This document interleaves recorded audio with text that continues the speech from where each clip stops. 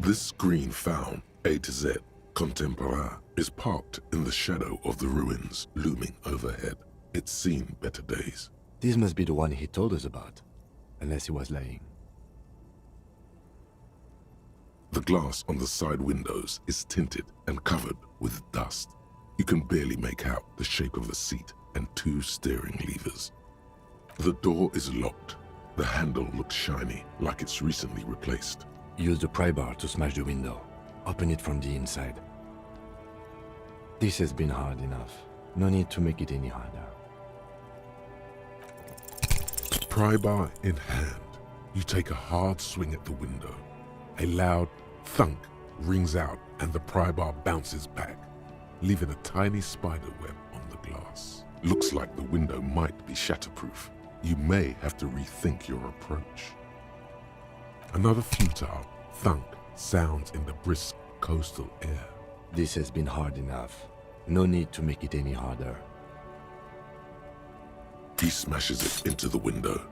Droplets of glass fly everywhere, shattering over the lorry floor and pavement.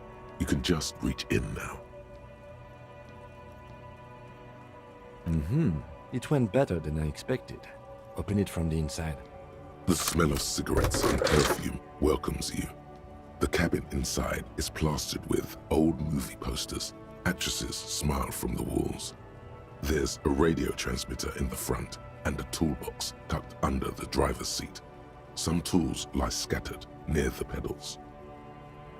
These are movie posters featuring starlets from long-forgotten films from the 20s, the teens, even the 90s of the last century. One of them particularly catches your eye, a centerfold of an ingenue attached right above the back seat. The actress is draped in a sheathed dress, one of her shoulders bared. The faded remains of an autograph run across the poster. She's looking past the camera. Wait, doesn't she resemble someone you know? But you can't put your finger on whom exactly. This is Tijon, a starlet from the dawn of cinematography, less known for her talent than her tragic, untimely death. She wasted away in a drug den called the Door to the River, not far from here on Boogie Street, a mixture of cocaine and morphine. She was afraid of the world and the camera too. The actresses and the rear actor all smile you a warm goodbye. A radio transmitter is attached to the dashboard and a toolbox sits under the driver's seat. Looks like the frequency dial is absent. It requires a key to work, but the key has been removed, likely by the missing lady driver. Strange. There are so many radio stations saved here. Must be over 100 at least. For contacting an entire fleet of lorrymen, for example. This is all shortwave, UW and UKV. Looks like we are dealing with an impressive organizational tool. The nerve center of a huge operation, with quite a range too. Doesn't look like it. It's completely inoperable without a dial key. The smell of 1,000 cigarettes, some dead actresses, and a rusty old toolbox under the seat. You wedge yourself under the steering wheel to get a better look. Seems like the few tools lying around here, a hammer, a pair of pliers, a rusty wrench, have been casually thrown there by the disorganized driver. But one odd detail does catch your eye. A piece of sandpaper has been glued to the throttle. Sandpaper adds extra grip. Sandpaper? A novel technique? The movie stars are still smiling from the walls. A metallic drawer slides out from the seat. It's empty, except for a folded newspaper. It's an issue of Périphérique from last Wednesday. A piece of paper falls out from its pages. It looks like an article ripped out from a radio enthusiast magazine. Complex mathematical equations explain the basics of something called the ULAN frequency system. The ULAN frequency system? I've never heard of that before. I know of FM, AM, UKV, but... The pull-out toolbox slides back into... You close the rusty old... Great. I think we got everything. A word, detective? Before we return to Joyce?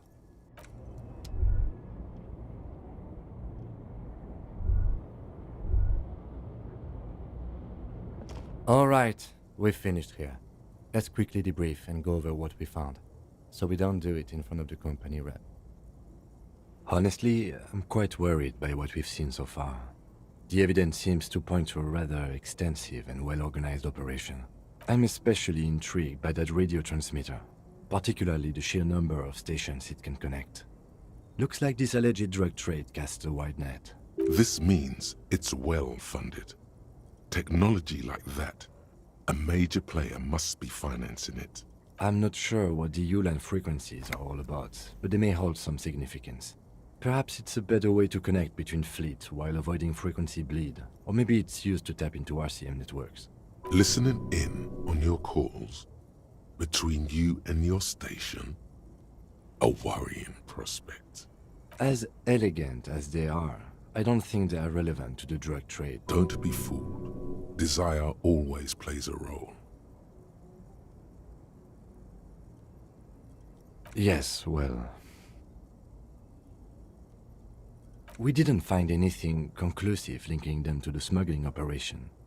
But somehow, I doubt that Everard Clare would be oblivious to something like this happening right under his nose. My suggestion is, we use it against the Union in any way we can, to our own ends. It's a slippery hill, but we just might be able to pin them down, indirectly, down the road. In short, this is a future angle. Possibly a good one. We should return to the murder case, see what Joyce tells us about the lynching. When we are done for the day, I call my station and suggest our narcotics department look into it. There are more than enough grounds to start an official investigation, sometime later when we are done here. We do not want to get caught in that. The fact that one hasn't started already gives me pause. An investigation, I mean. Especially if the Madrid grouping is involved, and I can't imagine they aren't. It's certainly worrisome. All the same, I don't like the idea of internal affairs descending on the matter. That won't help anyone either. Debrief over, after you.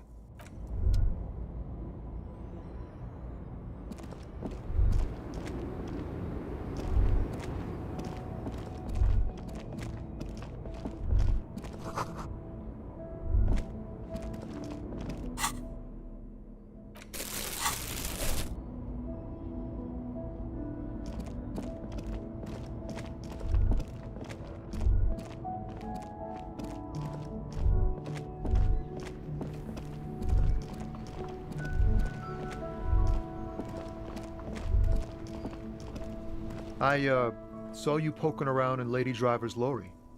She in trouble? It's that bad. Man, what should I do? What should I do to help her?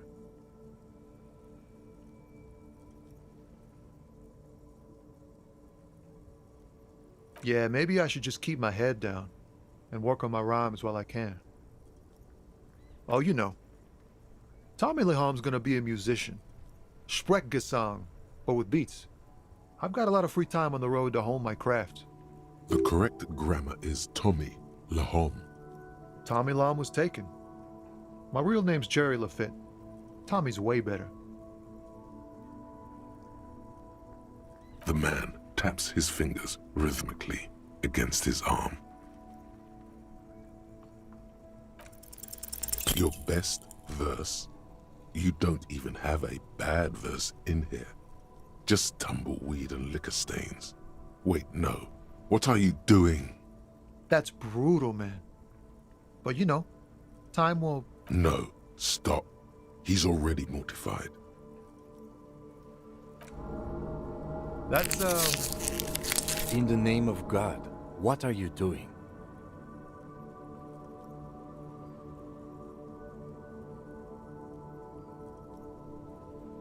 Yeah. Yeah, I get it. These are your rhymes. They're from your life.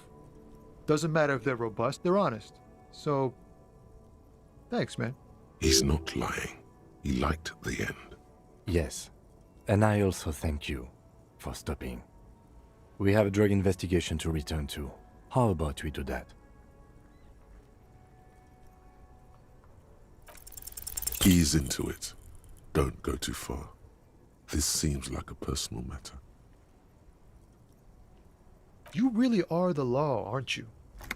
I get that being bluntly observant and inquisitive comes with the territory, but it certainly doesn't help with your conversation. Maybe the full-on, direct approach wasn't correct.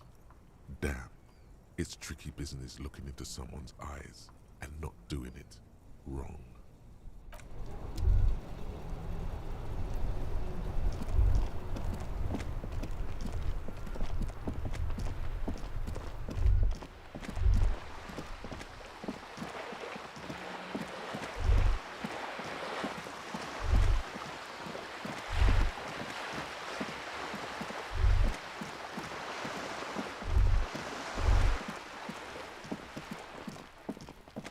Just an ordinary wall. Nothing to see here.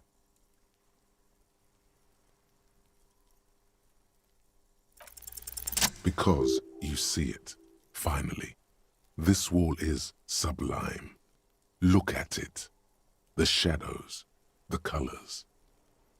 All the other walls on all the other houses must make a pilgrimage in adoration of this, the uncontested pinnacle of wallcraft.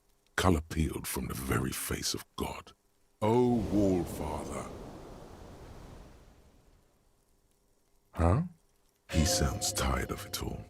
Cindy the Skull has all the necessary materials. Talk to her. Mm-hmm. Sure. If you must.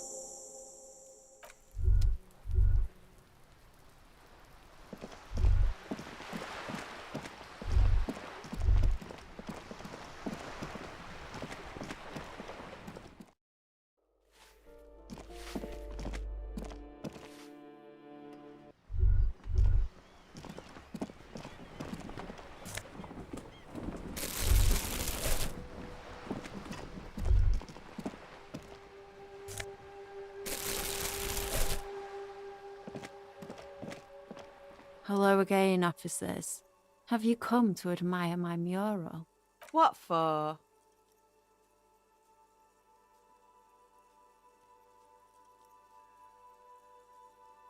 Well, if it's for art.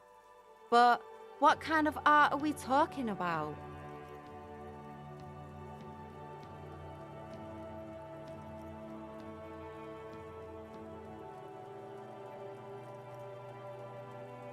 Sounds like you're just about to live out your self-pity, not make a statement.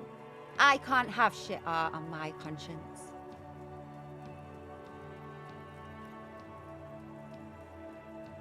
There, Piggy. I guess art just isn't really you. 'Cause you suck in life and in everything. They do say the painter always paints his own portrait. No, it's great. That's pretty fucked up. Even for you, Piggo. Stop quivering like Jello, then you won't get fucked. I think everyone would rather you didn't. You're a real sad sack. You know that? Go ahead then. Art it up. Just try not to hurt yourself, and no self-portraits. Oh, but I'm all out of fuel oil. You know what you should be able to find in your government-issued vehicle?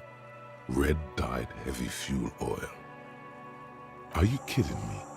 Fuel oil is so much cooler. No way you're disfiguring that beautiful wall with something as pedestrian as ordinary paint. My fuel oil is for my kinema. Use your own fuel if you are unable to contain your artistic impulses, but please, leave my kinema out of it.